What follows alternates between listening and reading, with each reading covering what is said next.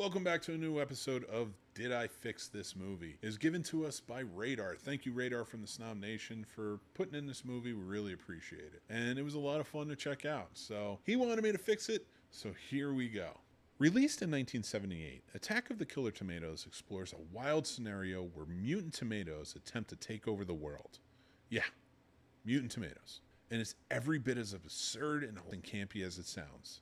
Inspired by the B-movie craze and a desire to satirize the genre, director John DeBello, along with writers Costa Dillon and Stephen Peace, decided to give the world a film so ridiculous it was impossible to forget. Produced on a shoestring budget, the movie leaned into its absurdity using slapstick humor, intentionally bad acting, and breaking the fourth wall. Commercially, Attack of the Killer Tomatoes didn't exactly squash the competition at the box office. Yet, its audacious plot and undeniable charm cultivated a cult following. Critics were divided, some calling it trashy fun, and others couldn't see it past its low-budget facade. Let's talk some fun trivia about the movie. Did you know that the helicopter crash in the movie was unplanned? It was a genuine accident, but was kept in the film because it looked spectacular, and fortunately, no one was hurt. In the early stages, the team considered making the tomatoes giant size, but budget constraints meant regular tomatoes had to wreak havoc. The sequel, Return of the Killer Tomatoes, introduced the world to a young George Clooney in one of his earliest roles. So I bet the next time you see a tomato, you'll be treating him just a little bit differently. So guys, as much fun as Attack of the Killer Tomatoes is, and it's absurd for sure, and it's supposed to be zany, there's a real movie there, and it doesn't have all the pieces it needs. So I'm here, and it was given to me by Radar, and I am going to try and fix Attack of the Killer Tomatoes and make it a movie that maybe you would see it as a big budget in the movie theater or something like that. Let me know what you think as we go along.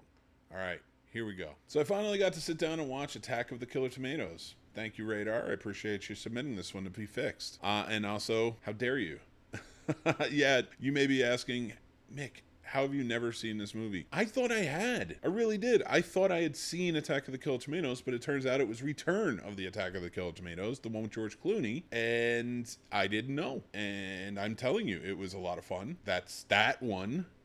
This one, I hated. It was terrible. The jokes never landed. I could not stand it. It feels like a movie where three guys got together with a camcorder and maybe some pen and paper, didn't really write a script, and said, you know what, this would be funny. And they just kept saying that to each other and then filming what they thought was funny. And that's kind of what I felt about this movie. Like everything, there were some things in it that I'm like, this could have been a really good bit, but you missed the mark. Maybe a better comedic actor would have been more in tune with it, like the small office space scene, or the helicopter scene was great. And now, of course, thankfully nobody was injured, and I talked about how that was real, and you can see how it's actually real. The tail hits and then spirals and blows up, and everybody's like shocked that it's going on. If you haven't seen the movie, it's worth seeing it just for that, because it's insane, like to watch a real helicopter crash and explosion right there.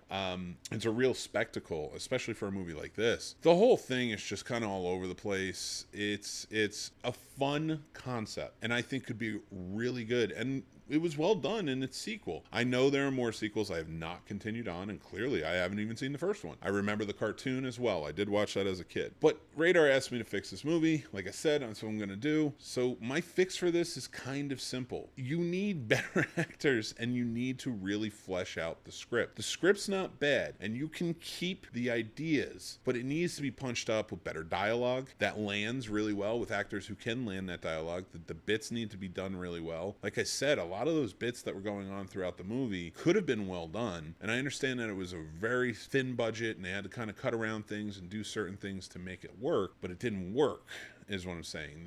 The concept for this is really what sells the idea. Killer tomatoes. And it is what we remember from Attack of the Killer Tomatoes is exactly what we remember about the cartoon and about the second one. Those are the most famous dealings, like the big tomatoes with the mouths and the eyes and everything. That's not what this was. These were literally just tomatoes attacking people. Cool. You know, some big, some small, you know, whatever in between. Cool. And it was, like I said, a cool concept, especially for the 70s, something different. And I'm glad it caught on and stuck, because it should be immortalized, because it is a fun concept. Now, I don't know what you can do to go fix back in 78 what it was, but if you were to make this movie now, you could do it really well. Now, visual effects are a big deal, and you probably have to go that route, but practical are there, and I would definitely stick with a lot of practical within this, because that could be really fun. Do not lose the comedy. I'm sorry, keep it a comedy, or what it was supposed to be a comedy. And much like in the vein of the second one, where it is much more satirical, and they had a better actor leading the role in George Clooney and a couple of others, so they were delivering lines better. It just worked. This didn't. So if you're going to go back and you're going to make this one, again, it's an all-out war with mutated tomatoes. I've seen worse. I've seen Battleship. I fixed that too.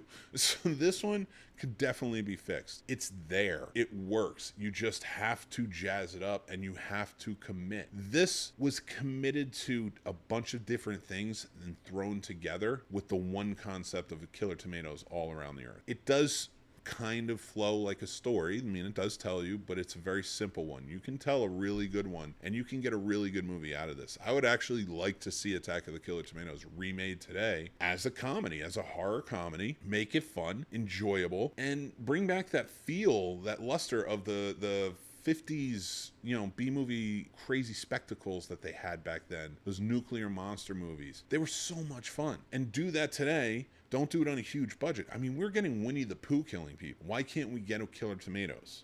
With a remake or some sort, or reboot, or even a requel of some sort, but up to date. But it is vital you keep it horror comedy. Could you do this dark? Probably. The premise, though, really lends itself to a fun comedy. I think would do a really fun job with this? The Broken Lizard guys. If they remade this movie and you gave it to the Broken Lizard guys, I really think that would be the perfect fix for this movie. I think they could take it and run with it. Hopefully, take this clip, share it out with them, let people know. I would love for them to see the video, and hopefully they'll buy the rights and do it, because I think they could make a really cool Killer Tomatoes, because they get it. They get the comedy, they know the bits, and it would be so much fun. Could you imagine like what Club Dread was, but now put it on a massive scale and do Attack of the Killer Tomatoes with those guys in there, and their whole, all the actors that kind of join them, their whole group, their troupe? That would be amazing. So that's my fix for it. Hopefully, because this isn't an easy one where I could just rewrite it. Because like I said, the concept is there. The story is simple. The comedy could be done if it was done well. You'd have to rewrite it a bit, but it just wasn't executed properly. And a lot of times I feel like it was because it was improvised so much. But I would love to hear what you guys think. Did I fix the movie or not? Sound off in the comments, let me know, or head over to our Facebook group, the Snob Nation Facebook group, or our Discord, or do both. Hang out with us. Why not? We're also hanging out on our Patreon. We got a lot of great stuff there, like the Snobs Film School, where we get really in depth. It's all spelled out for you. You can go check it out on all the tiers, what's available, and things like that. We have the Totally Tubular 80s and 90s Rewatch podcast. Very cool stuff that's coming out very soon. We have Warp Factor Fiction, our Star Trek rewatch. We have tons of stuff. There's entertainment for days. Absurdly entertaining, if you will. All right, guys, I'm Mick Manhattan from the Scene Snobs. Make sure to hit that like button. It really helps us go a long way. And I do truly, truly, truly appreciate it. And I appreciate you for doing it. And hit the subscribe button with the little bell next to it, because then you'll know when more of these come out. Did I fix it or did I not fix it? But we have tons of other great stuff as well. So thank you guys for watching. Be kind to each other, stay groovy, take care, and I'll talk to you guys soon.